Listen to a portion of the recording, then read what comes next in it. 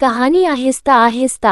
राज sorry, मैं तुम्हारी वो स्पेशल वाली फ्रेंड नहीं बन सकती। मुझे जिंदगी में बहुत कुछ हासिल करना है। अभी फिलहाल मेरी जिंदगी में अफेयर रोमांस के लिए कोई गुंजाइश नहीं है। अभी 12वीं के बाद मुझे फैशन डिजाइनिंग के टॉप मोस्ट संस्थान से डिग्री लेनी है, फिर MBA करना है। इसलिए बेहतर होगा कि हम अपनी बढ़ती हुई दोस्ती पर आज अभी से फुल स्टॉप लगा दें। मेरी जिंदगी में तुम्हारे जैसे बिंदास बेमकसद इंसान के लिए कोई जगह नहीं। ये कहकर अंजुरी वहां से उठकर चली गई। उसके ये शब्द सुनकर राज मानो जीते जी मर गया। अंजुरी के यूं उससे मुंह मोड़कर जाने के साथ उसे लगा था मानो जिंदगी उससे रूठ गई थी, जिंदगी ने उससे विदा ले ली थी। उसे महसूस हो रहा था मानो एक बेयाबान शून्य उसके अंतर्मन में पसर गया था और वह हताश परेशान वहां से चल दिया। अंजुरी की एक ना ने उसके संपूर्ण अस्तित्व को बेमानी बना दिया और कब उसका मन उपवन उसके साथ बिताए गए दिनों की मधुर स्मृतियों से हरा भरा हो चला, उसे स्वयं को पता न चला। शर्मीली सी अपने आप में सिमटी सकुचाई अंजुरी उसे पहले ही दिन से अच्छी लगने लगी थी। क्लास में टीचर पढ़ा रही होती, लेकिन उसका मन पखेरु पहली बेंच पर बैठी उस सांवली सलोनी के इर्द गिर्द चक्कर काटता रहकर उसकी दृष्टि उसके भोले मासूम परियों जैसी सुंदर चेहरे पर बरबस पड़ ही जाती और उसके हृदय के तार झंकृत हो उठते। उसका मन करता कि वह मोहक चेहरा हर लम्हा उसकी आंखों के सामने रहे। उसने एकाध बार उसका ध्यान अपनी ओर आकृष्ट करने का प्रयास भी किया था, लेकिन वह सिवाय हाय हेलो के आगे नहीं बढ़ पाया था। एकाध बार वह उसके पास भी जाकर बैठा था, लेकिन उसने उसकी ओर तनिक भी ध्यान नहीं दिया।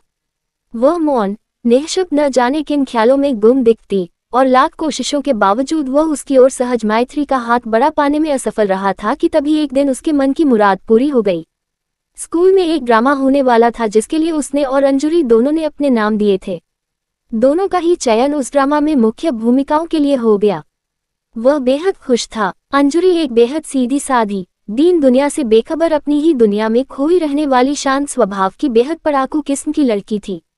हर परीक्षा में अव्वल आती। वह बेहद महत्वाकांक्षी थी। उसकी आकांक्षा थी 12वीं के बाद दिल्ली के टॉप मोस्ट फैशन डिजाइनिंग संस्थान से फैशन डिजाइनिंग की डिग्री लेना और उसके बाद MBA करना। इसके विपरीत राज एक बेहद बेपरवाह अलमस्त स्वभाव का लड़का था, जिसके लिए पढ़ाई की कोई खास अहमियत नहीं थी। उसके पिता का अपना कारोबार था और राज ने अभी तक अपनी जिंदगी के बारे में कभी गंभीरता से कुछ सोचा नहीं था कि उसे अपनी जिंदगी में क्या करना है। उसके जहन में एक अस्पष्ट सी सोच थी कि उसे 12वीं के बाद भी कॉम करने के बाद पिता का व्यवसाय संभालना है। ड्रामा में साथ साथ मुख्य भूमिकाओं में अभिनय करने के दौरान दोनों में दोस्ती हुई और वक्त के साथ दोनों की दोस्ती परवान चढ़ी।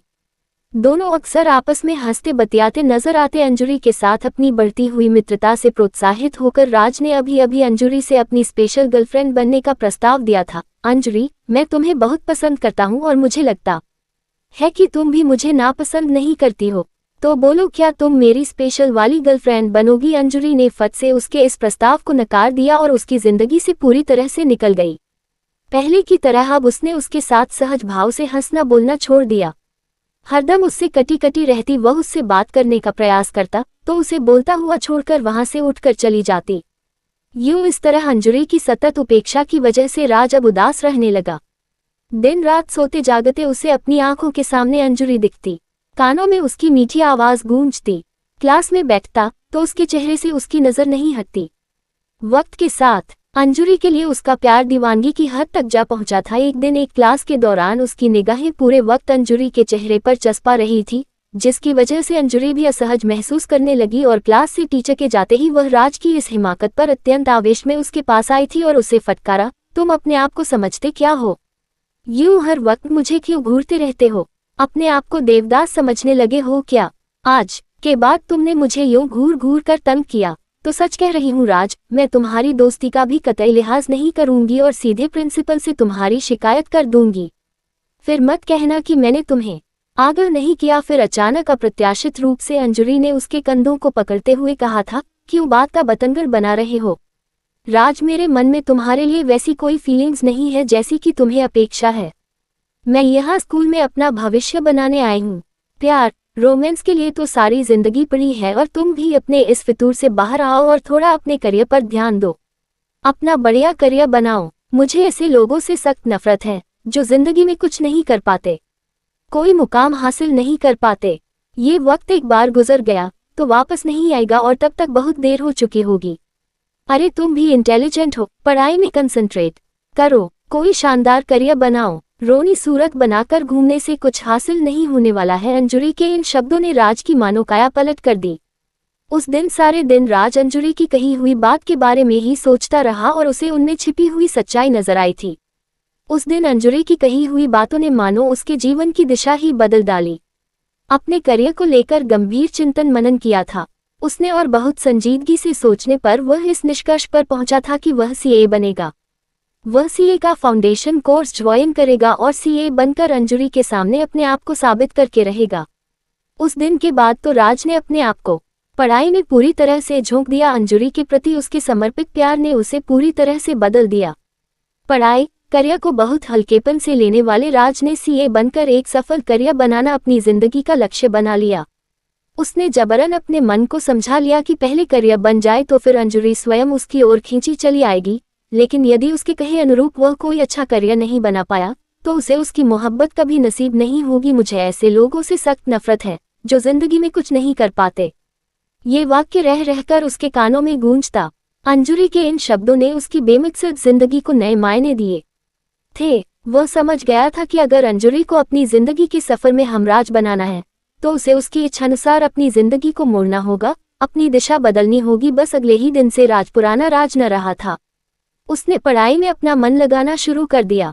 जब भी पढ़ाई से मन उचटता, अंजुरी का सलोना मुखड़ा उसकी नजरों के सामने आ जाता और वह दुगुने जोश से पढ़ाई में जुट जाता। अंजुरी की दोस्ती उसके जीवन का मकसद बन गई थी। अपनी दृढ़ इच्छा शक्ति के दम पर अब उसका मन पढ़ाई में रमने लगा और उसने सीए फाउंडेशन उत्तीर्ण कर लिया।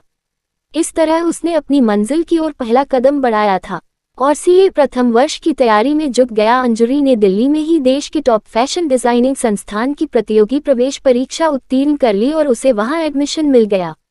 अंजुरी को पुराने दोस्तों द्वारा राज की खबर मिलती रहती थी। धीरे धीरे राज पढ़ाई में रमता जा रहा था। सीए का प्रथम वर्ष उत्तीर्ण कर उसने 3 वर्षों की आर्टिकलशिप भी बहुत उम्दा प्रदर्शन के साथ पूरी कर ली। अब राज और सीए बनने में मात्र एक परीक्षा भर का फासला था। अब उसे मात्र फाइनल परीक्षा उत्तीर्ण करनी थी और उस दिन उसकी उस परीक्षा का अंतिम पेपर था। उसे आशा थी कि वह इस परीक्षा को भी उत्तीर्ण कर लेगा। बहुत सोच विचार कर वह अंजुरी के कॉलेज गया था और उससे कहा, तुम्हारे कहे मुताबिक मैंने सारी की सारी परीक्षाएं उत्तीर्ण कर ली हैं। अब बस अंतिम परीक्षा का आखिरी पेपर आज ही हुआ है और मुझे पूरा विश्वास है मैं इसे भी पास कर लूंगा। देखो, तुम्हारी बात मानकर मैंने तुम्हारी इच्छा के मुताबिक अपनी जिंदगी को ढाला है। अब तो मैं सीए भी बन जाऊंगा। अब तो मुझसे दोस्ती कर लो। अरे राज, ये सुनकर मुझे इतनी खुशी हुई है कि तुम अब सीए की परीक्षा पास करने जा रहे हो, लेकिन मेरे दोस्त दिल्ली अभी बहुत दूर है। आज सीए करने भर से कोई करियर नहीं बनता। अब तुम्हें एक सलाह और देती हूँ, अब तुम लगे हाथों एमबीए भी कर लो। हाँ, एमबीए किसी ऐसे वैसे कॉलेज से नहीं, टॉप के कॉलेज से करना। और हाँ, सीए पास कर मुझे मिठाई खिलाना मत भूलना। और वह हवा के झोंके की मानंद उसे एक और अग्नि परीक्षा की कसौटी देकर वहां से 9-2-11 हो गई। राज सोच रहा था ये लड़की न जाने कितने इम्तिहान मुझसे दिलवाएगी। राज ने सीए की अंतिम परीक्षा भी उत्तीर्ण कर ली। सीए फाइनल का परिणाम घोषित होते ही वह एक मिठाई का डिब्बा लेकर अंजुरी के कॉलेज पहुंच गया। इस बार अंजुरी ने उसे यह परीक्षा उत्तीर्ण करने पर हाथ मिलाकर बड़ी ही गर्मजोशी से बधाई दी और कहा, तो आखिर तुमने मेरा कहा कर ही दिखाया। तुम लड़के इतने भी बुरे नहीं हो। अब तो मुझे तुम्हारे साथ स्पेशल वाली फ्रेंडशिप के बारे में सोचना ही पड़ेगा। और यह कहकर वह खिलखिलाकर हंस दी थी और राज उसकी सर्द भोर की गुनगुनी धूप सी हंसी से आलोकित उसका कमनीय चेहरा सम्मोहित सा होकर देखता रह गया। उसके शब्दों से राज का इतने दिनों से मुरझाया हुआ मन अपूर्व खुशी के एहसास से लहलहा उठा और उसने उससे कहा, thank you so much my lady for accepting my special friendship, I am honoured. 2 दिल बेकरार हो प्यार की सुरीली तान पर एक साथ धक उठे। दोनों अब अक्सर साथ साथ देखे जाते। अंजुरी के सतत प्रोत्साहन से राज ने कैट परीक्षा उत्तीर्ण कर ली। अंजुरी ने भी उसी वर्ष कैट की परीक्षा बहुत अच्छी अंकों से उत्तीर्ण कर ली। आपस में सलाह मशविरा करके दोनों ने एक ही प्रतिष्ठित बिजनेस कॉलेज में प्रवेश ले लिया था और आहिस्ता आहिस्ता दोनों की प्रेम कहानी ने रफ्तार पकड़ ली।